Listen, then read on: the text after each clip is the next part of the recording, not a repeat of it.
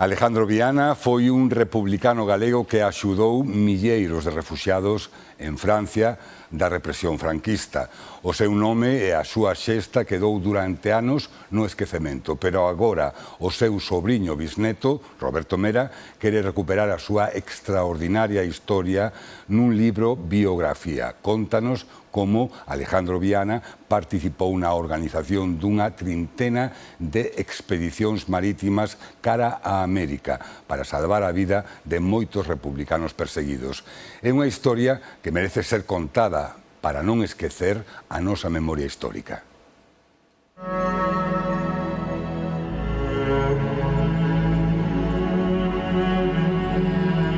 Alejandro Viana naceu en 1877 na vila de Ponteareas, no seo dunha familia moi humilde,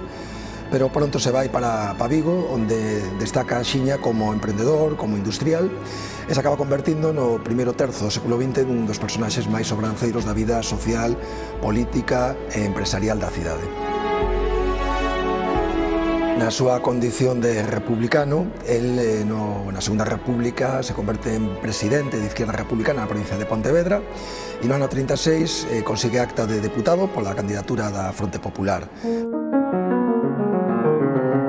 Logo de que se aprobara no mes de xuño o Estatuto da Autonomía de Galicia, participa na entrega dese estatuto ao presidente das Cortes e ao presidente da República o 17 de xullo do ano 36.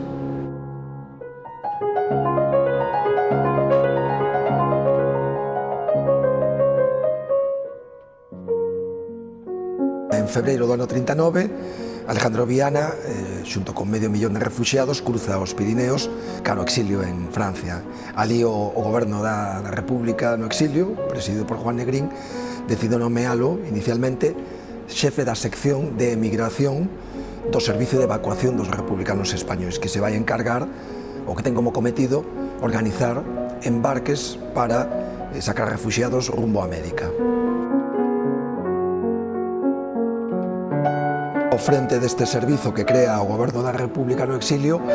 ten que facer frente a todas as necesidades deses centos de miles de refuxiados. Unha parte deles foron confinados en praias, onde había dúcias de miles de refuxiados en praias simplemente con alambradas e pouco máis, e logo, ademais, que se cadra o máis destacado, organizar eses embarques para sacar cando menos aquelas persoas que podían correr máis risco en Francia e poder trasladalos a América para refacer as súas vidas.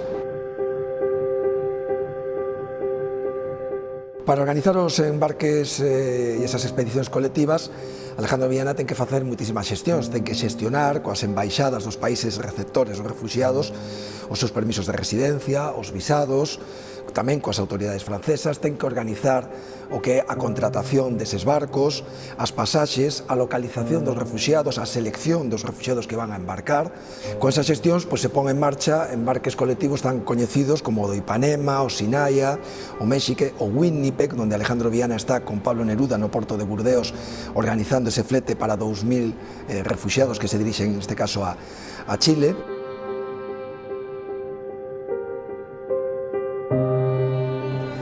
Coa súa actuación saen aproximadamente de Francia uns 17.000 refuxiados nesas expedicións colectivas, pero tamén en barcos de liña regular, porque Alejandro Viana tamén se converte no representante en París de sociedades galegas, como as Sociedades Galegas de Bos Aires ou as Sociedades Hispanas Confederadas de Nova York, que recurren a Alejandro Viana para sacar a refuxiados con recursos propios desas organizacións galegas, para sacar refuxiados coñecidos de Francia a través de barcos de liña regular. Resulta sorprendente, non?, que unha persoa con esta bagaxe fora absolutamente descoñecida en Galicia en xeral, e en particular incluso no ámbito da súa familia, o que era a súa actuación despois do ano 1936. Isto, obviamente, como pasa en moitos outros casos,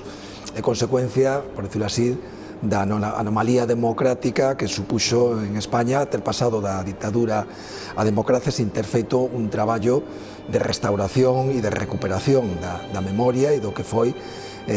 o traballo de actuación de persoas como Alejandro Viana. Parecía que era lóxico facer un acto de xusticia, rescatar esa vida e dala tamén a coñecer a toda a poboación, porque creo que son digamos, un referente dende o punto de vista dos valores que inspiraron a súa vida e especialmente a partir do ano 36, non? Eses valores de xenerosidade, de entrega aos demais e de compromiso, non? Con as persoas que máis necesitaban nese momento a súa axuda.